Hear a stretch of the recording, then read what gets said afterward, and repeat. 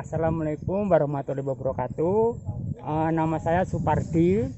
Saya Ketua P4S Saung Bambu yang lokasinya di Raman, Lampung Tengah. Nah, di P4S ini kami fokus di usahanya di bidang budidaya padi sehat, padi organik. Nah, pada awalnya apa kok kami akhirnya terus cenderung di budidaya yang ramah lingkungan? Waktu itu saya emang untuk budidayanya pakai yang budidaya sistem PHT. Dalam PHT itu kita tetap menggunakan kimia. Tapi dalam hitung-hitungannya penggunaan kimia ternyata nggak begitu bisa menyelesaikan di tanaman yang saya budidayakan. Di situ banyak residu yang tertinggal di hasil panen yang saya hasilkan. Akhirnya apa? Dari penggunaan kimia itu nggak bisa menyelesaikan permasalahan hama dan penyakit di tanaman, khususnya di tanaman pangan di padi organik. Nah, dari permasalahan itu akhirnya saya tertarik tentang yang sistem budidaya ramah lingkungan. Akhirnya saya budidaya padi organik. Bagaimana sistem budidayanya? Itu pertama saya tetap yang pertama saya mempertahankan untuk tanah ataupun lahan pertanian saya ini tetap subur, karena lahan pertanian itu bukan hanya dipakai untuk satu kali aja. Tetap selagi kita masih membutuhkan namanya nasi ataupun beras untuk kita konsumsi, itu tetap lahan pertanian itu harus ada dan harus tetap terjaga. Nah, untuk menjaga itu, untuk budidaya ini saya tetap yang pertama untuk lahan saya tetap menggunakan pupuk organik. Itu pokok, karena itu saya hanya asumsi pupuk organik itu merupakan nyawanya tanah. Ketika nggak ada pupuk organik, semua akan bermasalah, karena di pupuk organik itu bisa menghidupkan mikroorganisme di dalam tanah. Nah, bagaimana mendapatkan pupuk organik? Nah, saya untuk mendapatkan pupuk organik saya memanfaatkan limbah kotoran hewan, karena di sekitar rumah petani itu semua punya ternak, dan situ ada kotoran hewan. Nah, dari kotoran hewan itu yang tadinya nggak difungsikan, akhirnya saya fungsikan untuk sebagai bahan baku membuat pupuk organik. Bagaimana caranya? Dari kotoran hewan itu kita fermentasi. Dalam fermentasi kita memerlukan dekomposer. Dekomposer berarti untuk pengurai, untuk menghancurkan bahan-bahan organik yang mau kita gunakan sebagai pupuk organik. Nah, situ untuk proses dekomposisi atau dekomposnya kami eksplorasi sendiri, namanya eksplorasi molrumba. Di situ kita eksplorasi di lahan, di situ kita ambil trichodermanya. Dari trichoderma itu kita perbanyak dengan media nasi. Setelah kita perbanyak, akhirnya bisa kita gunakan sebagai dekomposisi ketika untuk membuat pupuk organik. Itu untuk pupuk organiknya. Nah, untuk pengendalian hama dan penyakit kami menggunakan pestisida nabati. Apa pestisida nabati? Kami manfaatkan kearifan lokal. Nah, di sekitar petani ini banyak tanaman kayak mimba, bintaro, terus daun tembakau dan macam daun sirsa. Itu kita olah sebagai bahan dasar untuk membuat pestisida nabati. Nah, sedangkan untuk nutrisi kami gunakan mol, namanya mol pertumbuhan. Kita bisa menggunakan dari rebung bambu ataupun bisa menggunakan dari bonggol pisang. Itu di situ ada kandungannya gibberellin, auksin, stoksinin. Karena fungsinya dari gibberellin, auksin, stoksinin itu untuk pertumbuhan batang, akar dan daun. Dari bonggol pisang ataupun rebung bambu itu semua bahan yang dibutuhkan untuk tanaman itu ada semua, terutama gibberellin, auksin dan stoksinin. Itu untuk pertumbuhan. Untuk pengendalian hama seperti untuk saat ini kita sering kena serangan wereng, penggerek batang, dan itu ternyata sangat berpengaruh, akhirnya tanaman sampai kusut. Untuk pengendalian padi organik kami menggunakan agen hayati. Di situ agen hayati kita menggunakan metarisium. Dengan metarisium dapat mengendalikan serangan penggerek batang ataupun wereng batang coklat. Nah, bagaimana kita dapat makan metarisium? Nah, di sini kami ada lab lab pertanian. Di situ menyediakan isolat untuk perbanyakan jamur di metarisium ataupun Bewuria bassiana. Di situ kita perbanyak, nanti tekniknya ada di situ. Ketika kita mau pasti kita ketemu jalan. Nah, untuk jamurnya kita menggunakan Paenibacillus kita perbanyak juga. Isolatnya yang ada di mana? Kita bisa ngambil di lab di pertanian ada, bahkan bisa ngambil dari Jatisari. Kita perbanyak. Caranya gimana? Caranya ketika kami mau melakukan sesuatu pasti nanti ketemu jalan. Ada caranya dengan cara sistem di situ. Ketika kita dapat isolat kita perbanyak. Ketika kita perbanyak kita murnikan melalui cara fermentasi. Setelah itu kita dapat turunan yang kedua atau kita bisa diaplikasikan di lahan. Terus untuk penanggulangan hama tikus, ini yang lagi booming ini sekarang di masalah di pertanian tikus luar biasa. Kami di sini untuk pengendalian menggunakan pemanfaatan namanya Tito alba. Nah, di situ ada rumahnya Tito alba burung hantu. Kenapa kok harus burung hantu? Ternyata dengan burung hantu kita cukup nggak susah-susah kita mengendalikan tikus dengan menggunakan racun ataupun menggunakan sistem emposan. Dengan kita menyiapkan rubuha seperti itu, dalam waktu 3 atau 4 bulan pasti burung hantu atau Tito alba itu datang sendiri.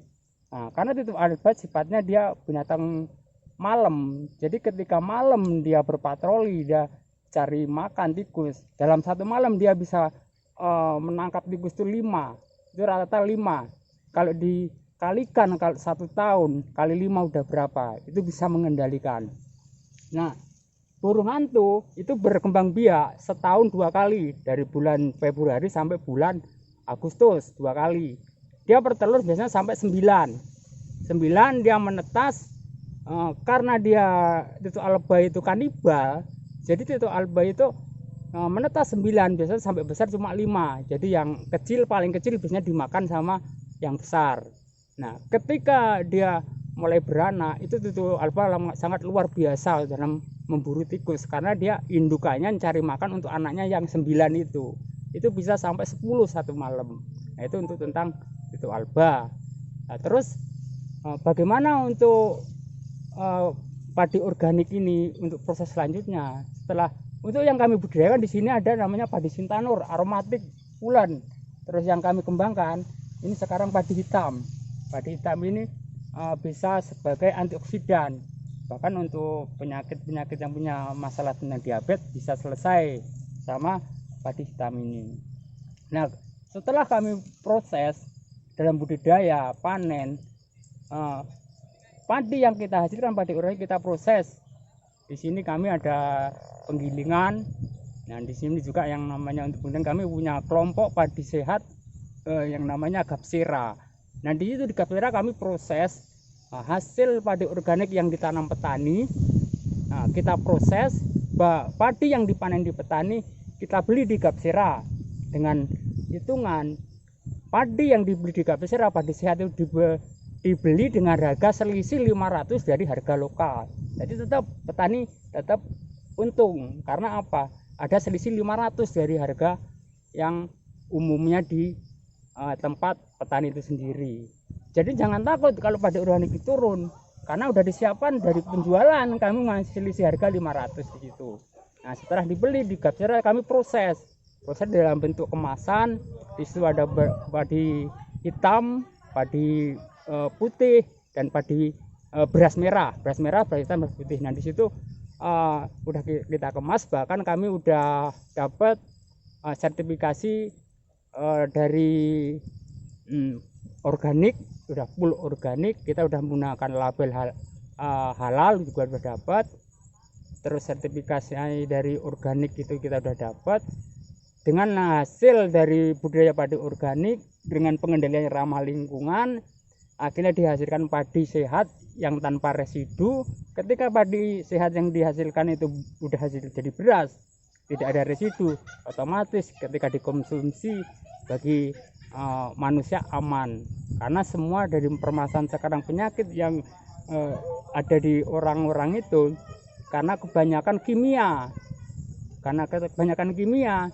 Jadi secara tidak langsung kami orang yang mengonsumsi beras ataupun nasi yang udah residu kimia tinggi itu berakibat di kesehatan. Banyak yang bisa akibat stroke ataupun bagi janin biasanya ada bermasalah di janin. Itu sedikit tentang padi sehat. Nah, untuk di P4 Saung Bambu kami juga mengembangkan usaha. Ya, untuk pemasaran padi sehat kami mengembangkan lahan edukasi. Jadi dia mengharap dari lahan edukasi ini kita bisa memberilah edukasi kepada generasi muda terutama kaum milenial. Jadi sehingga harapan kami penerus petani atau generasi nggak habis, karena saya sekarang udah miris. Sekarang di generasi milenial ini banyak yang nggak tertarik di masalah pertanian, karena untuk saat ini dianggap di pertanian nggak menjanjikan, sedangkan di pertanian itu merupakan penumpang untuk berjalannya pemerintahan ini. Ketika pangan itu nggak cukup, nanti bisa berakibat kemana-mana. Makanya dari lahan edukasi ini kami berharap timbul kaum milenial yang di bidang pertanian itu semakin bertambah. Itu di lahan edukasi. Terus selanjutnya kami mengembangkan juga usaha di bengkel asintan, karena ketika kami berbudidaya tetap kaitannya sama mekanisasi. Nah, ketika mekanisasi itu enggak kita pahami, karena setiap mekanisasi itu harus mengalami adaptasi di suatu wilayah. Suatu mekanisasi kalau kita enggak bisa memodifikasi di suatu wilayah itu tidak akan bermanfaat, karena setiap wilayah itu mempunyai karakter yang berbeda-beda. Jadi di sini di bengkel asintan P4 Saung Bambu ini kami khusus fokus di modifikasi pertanian. Untuk yang kemarin kami juga udah mengembangkan di bawang merah. Kami menggunakan sistem budidaya air, penggunaan air dengan sistem sprinkle. Sprinkle bagaimana caranya? Kami memodifikasi sprinkle yang tadinya kalau petani pakai perlu dana sampai 30.000 per unit sprinkle, kami bisa pangkas sampai cuma 3.000 dari sprinkle itu. Bagaimana cara kita memodifikasi alat-alat pertanian itu supaya petani itu bisa menerima, mau menggunakan dengan kos yang sangat murah. Nah, itu sekilas gambaran kami di P4 Saung Bambu, dan kami juga untuk produksinya tetap bersama Gapsera. Gapsera itu gabungan petani sehat ramah lingkungan. Nah, saya harapkan nanti untuk petani tetap semangat. Jangan sampai pertanian ini terpuruk habis. Saya harap nanti petani berkembang sehingga pertanian ini bisa sebagai penyumbang untuk kemajuan bangsa dan negara. Dan saya harap petani tetap semangat dan petani bisa makmur. Akhirnya apa? Kita yang harapkan tetap namanya petani itu tetap jaya. Bukan petani itu kotor, bukan petani itu hasilnya nggak ada. Tetap semangat. Saya harapkan untuk kaum milenial tetap semangat. Ayo kita dukung petani untuk berkembangnya petani tetap sejahtera. Assalamualaikum warahmatullahi wabarakatuh.